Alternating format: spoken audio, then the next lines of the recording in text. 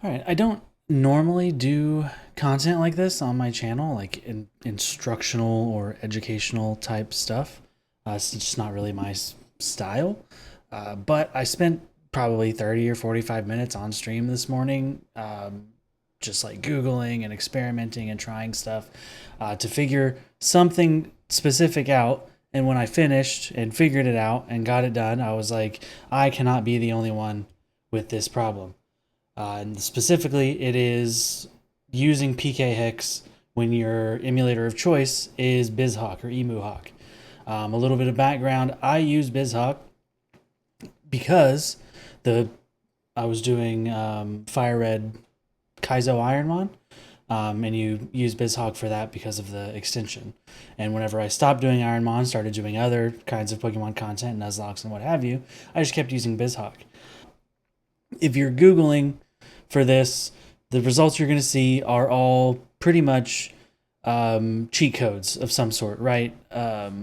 In Bizhawk, that's up here, both cheat code converter as well as like cheats, right? But you need to know a lot of, like in Bizhawk at least, you can't just put a Game Shark code or a something like that in here.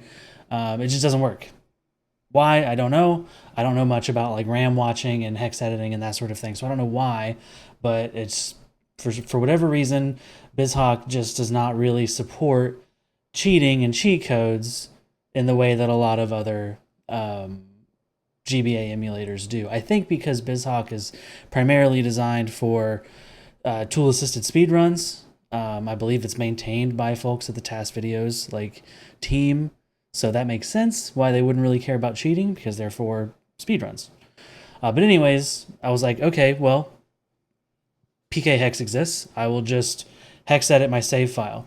Something else to be aware of: Bizhawk does not save your game the same way other emulators do. So if you go to where your Bizhawk saves are stored, if you don't know where that is, it's inside of the system folder that you know, of the style of game that you're playing, right? GBA, save RAM. If you don't know where that is, or it's custom or something like that, you can figure it out by going to config, paths, then go by system and choose, in this case, we're playing Pokemon, we're doing GBA. You go to GBA, and then this will tell you where your save is, save RAM specifically. Now, other GBA emulators, they will save a raw save file, what's called, like, with a extension of .sav. And that's what you can load up on actual hardware. Game Boy Advance, DS, use this .sav save file. Bizhawk is different, though. It does what's called save RAM.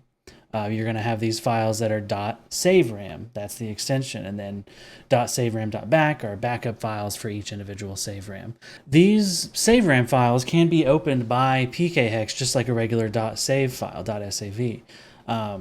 So that part is totally fine. You see my playtime up here, username. You see I've got a Magikarp in the box. You can see his name. All the normal stuff that you get with PKHex is here.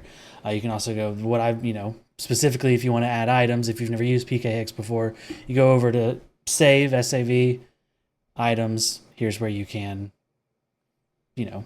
manipulate your items. You can do all kinds of stuff with PKHex. That's not what I'm doing in this video. But whenever you have done your manipulations, whatever that is, whether that's ginning Pokemon or editing your items, you come over here, you do export save. Now, something to note: whenever you do this, it's going to export a .sav file, a raw save file, not save RAM. So Bizhawk's going to completely ignore it, not know what to do with it. What you need to do is go to that file. It'll say .sav, and then just rename it, change the extension. You'll need to have your Windows set up to show file extensions for this to work. Also not within the scope of this video, so I'm not going to explain how to do that. Google that yourself. But change the file extension from .sav to .saveram. And then Bizhawk will pick that up like it would your old save file. And Bob's your uncle. There's all your manipulated items and what have you.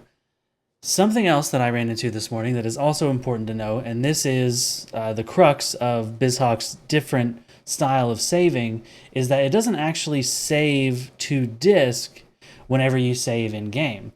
It's saving to RAM. Whenever you save in game, normally that saves a hard save .sav and other emulators. In Bizhawk, it saves to RAM. And then whenever you close the ROM, it flushes that RAM and saves to disk.